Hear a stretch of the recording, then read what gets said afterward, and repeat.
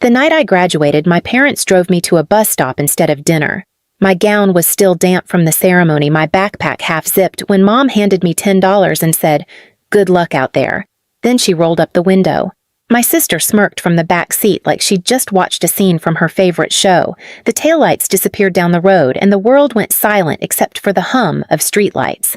I stood there, holding that bill like proof I existed. 10 years later, I pulled up to a reunion they didn't know I'd been invited to, only this time they were the ones left speechless. I grew up in a house where love had rules, and I never seemed to follow them right. My mother, Marlene, worked at the local bank and believed security mattered more than dreams. My father, Frank, ran a small auto shop and said girls didn't need college, just common sense.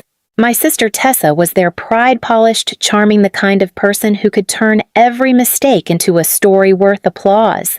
When she turned 16, she got a shiny silver car wrapped in a bow. On my 16th birthday, Mom handed me a used library card and said, "Books will take you farther." I smiled, pretending I believed her. At our dinner table, there were 4 wooden chairs and 1 foldable metal one, the one that squeaked every time I moved. Somehow, it always ended up being mine. Every meal felt like a silent test. I kept failing. When Tessa talked about her internship at a fashion company, Dad leaned in proud. When I mentioned fixing a broken clock or winning a science fair ribbon, he'd reach for the remote. Mom would nod absently and say, "That's nice, honey," already turning back to Tessa. I used to wonder how many ways a person could disappear without leaving the room. The truth was, I didn't want to be Tessa. I just wanted to be seen. I loved circuits patterns, how pieces fit together to make something work. My teachers noticed it before my family ever did. When I got an acceptance letter from the University of Washington partial scholarship for engineering, I thought maybe that would be the moment. The proof that I was worth investing in. But when I handed Mom the letter, she barely looked up from chopping apples. Seattle. That's too far. And engineering isn't for girls, Irene. Be realistic. She said the word like a verdict. Dad didn't even glance away from his newspaper. If you want to go pay for it yourself, we're done handing things out. Tessa, home for the weekend, smirked from the counter. Maybe you can build a robot that loves you since no one else will.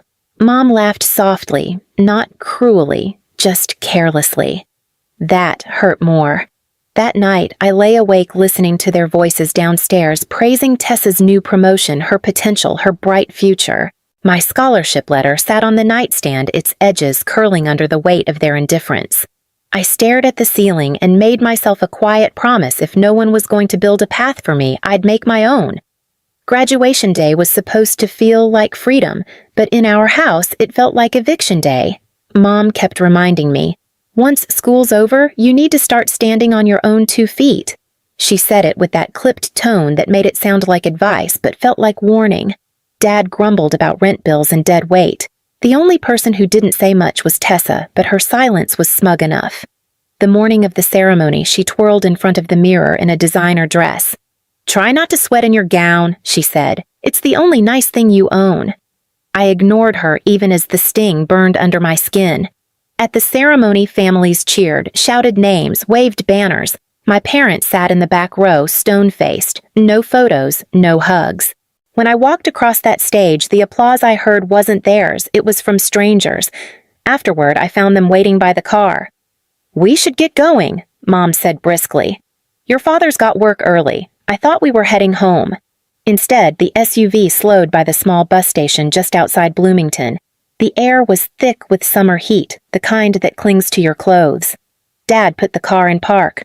Mom turned to me with a smile that didn't reach her eyes. "This is it, sweetheart. Time to start your next chapter," she said, pressing a crumpled $10 bill into my palm. I blinked. "What you said you wanted to be independent," she replied, already checking her phone. "Here's your chance." My chest tightened. "You're dropping me off?" "Here, don't make it dramatic," Dad muttered. "You'll figure it out. Everyone does." Tessa leaned across the back seat, her perfume too sweet, her grin too sharp. "Good luck surviving with that," she whispered, nodding at the $10. Then the door shut. The SUV rolled away, gravel crunching under its tires until all that was left were the sounds of cicadas and the flicker of a dying streetlight. I stood there in my blue gown, clutching my diploma like it was something solid to hold on to. For a while, I waited like maybe they'd circle back laughing, say it was a test, a lesson. But the road stayed empty. The realization hit slowly. They weren't coming back. Not tonight, not ever. By midnight, I'd spent most of that $10 on a sandwich and a bottle of water from a nearby store. The clerk didn't ask questions. When the rain started, I dragged my gown around my shoulders like a blanket and sat under the flickering light, staring at my reflection in the bus stop glass. Somewhere between fear and fury, something inside me hardened. If this was their version of love, conditional, disposable, then fine. I'd make sure they'd never mistake silence for weakness again. The first night alone felt endless. I remember every sound, the hiss of the rain against the pavement, the buzz of the streetlight, the distant howl of a freight train cutting through the dark. By morning, I was soaked, hungry, and exhausted, but I was still standing. The bus pulled in around dawn. I didn't even ask where it was going. I just got on. It dropped me off 30 miles away in a town I'd never heard of. Cracked sidewalks, faded shop signs, a diner with a flickering neon light that read, "Open 24 hours." I walked in dripping rainwater onto the floor. The woman behind the counter, short, sturdy, with kind eyes, looked me over. "You lost or looking for work?" she asked. "Work," I said, barely above a whisper. That was how I met Mrs. Rios. She handed me an apron and pointed toward the sink. "Start with dishes. If you quit, you don't get your check early." Those first weeks were brutal. My hands stayed red from hot water and detergent. I slept in the diner's storage room when I couldn't afford the bus to anywhere else. But it was the first place that didn't ask where I came from, just what I could do. Mrs. Rios noticed how I organized things, plates stacked by size schedules lined up on scraps of paper.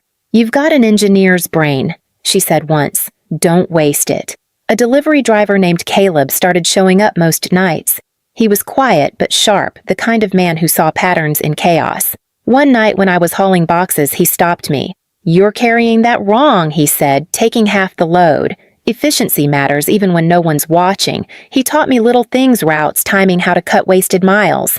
I began to see the world differently, like every road was a puzzle waiting to be solved. I saved every dollar I could, sleeping in a small room above a laundromat when I finally scraped together enough for rent. At the library, I used the free Wi-Fi to watch tutorials on logistics spreadsheets and supply chain management.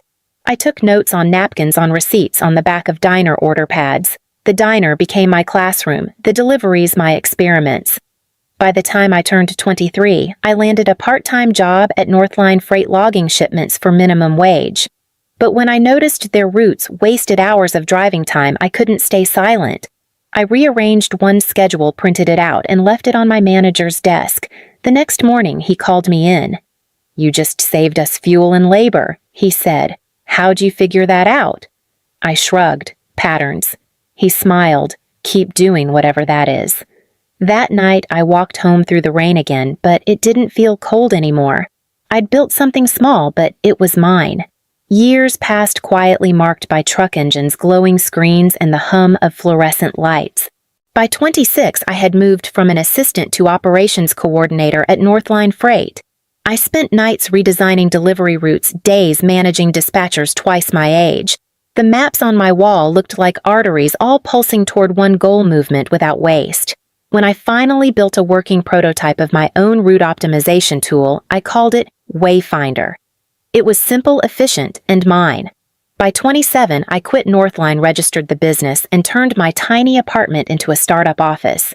2 years later, Wayfinder Systems was operating across 12 states, saving clients millions in fuel and time. My name, now legally Irene Reed, appeared in logistics journals I used to read for free at the library. I thought I'd buried the past until one email changed everything. The subject line read, "Family Reunion 10 years since graduation." It was from Aunt Lila. "Everyone will be there," the message said. "Your parents, Tessa, even Grandma Ruth. It would mean a lot if you came." My first instinct was to delete it, but something deep inside me whispered, "Go." Not for revenge, for recognition, to see what silence had done to them. The night of the reunion, my driver pulled the limo up to the curb outside the community center in Bloomington, the same town where they'd left me. I stared out at the red brick building glowing under string lights. Music and laughter spilled into the parking lot. "Do you want me to wait, ma'am?" the driver asked. "Yes," I said. "But don't worry, I won't be long." When I stepped out, the conversations near the door faltered. The heels of my slate gray shoes clicked against the concrete. I wore a simple silk dress, pearl earrings, hair tied in a low bun. Power disguised as grace.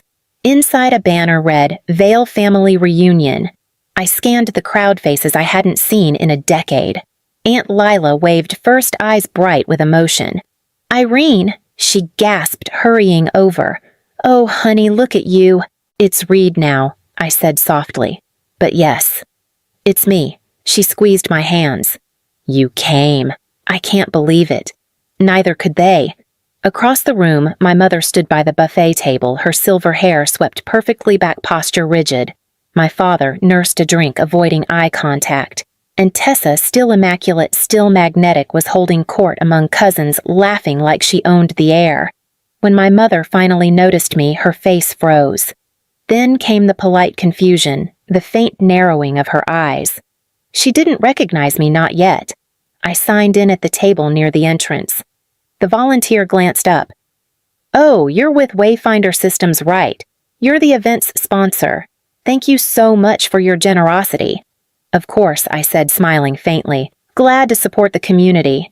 A few heads turned, my mother's most of all. Her expression flickered something between disbelief and dread. The dinner began, chatter filling the hall. Aunt Lila eventually took the microphone to thank everyone for coming. "And tonight," she said, "we'd like to acknowledge our sponsor for making this event possible." My mother's fork paused midair. "Please welcome Ms. Irene Reed, founder and CEO of Wayfinder Systems."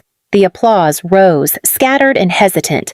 I stood, slowly, heels echoing against the floor as I walked to the small stage. The microphone felt cold in my hand. "Good evening," I began, my voice calm. "It's been a long time since I attended a family gathering." A ripple of awkward laughter. I smiled slightly. 10 years ago, I stood at a bus stop not far from here, 18 years old, wearing my graduation gown, holding a backpack and $10.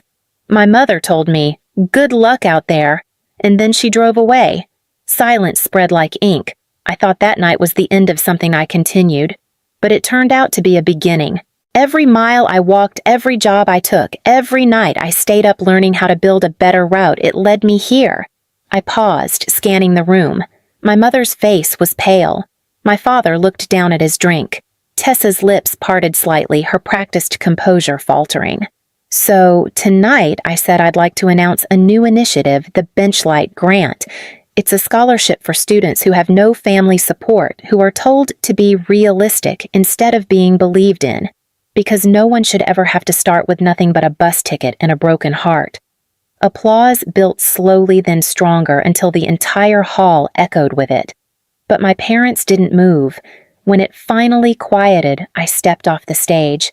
Aunt Lila hugged me hard, whispering, "You did it, sweetheart." Outside, the cool night air hit my skin like release. I thought I was done until I heard it. "Irene." The voice behind me was unmistakable. My mother stood by the door, my father a few steps behind, Tessa trailing with arms crossed. "You could have told us," Mom said quietly. "You could have told us it was you sponsoring all this. We're still your family." I turned to face her, the lamplight carving sharp shadows between us. "You told me that too before you left me at a bus stop." Her mouth opened, then shut. My father's jaw tightened. "We did what we had to," he muttered. "You needed to grow up." I reached into my clutch and pulled out a small plastic sleeve. Inside was the same crumpled $10 bill, perfectly preserved. I set it on the nearby table. "This," I said softly, "is all you gave me to grow up with." My mother's breath caught. "You kept that." "I did," I said, "because I wanted to remember exactly where I started." Tessa stepped forward, voice trembling. "We were trying to teach you independence. You've done well. Isn't that what you wanted?" I met her eyes. "No, Tessa. I wanted a family." But I built a future instead. For a moment, no one spoke.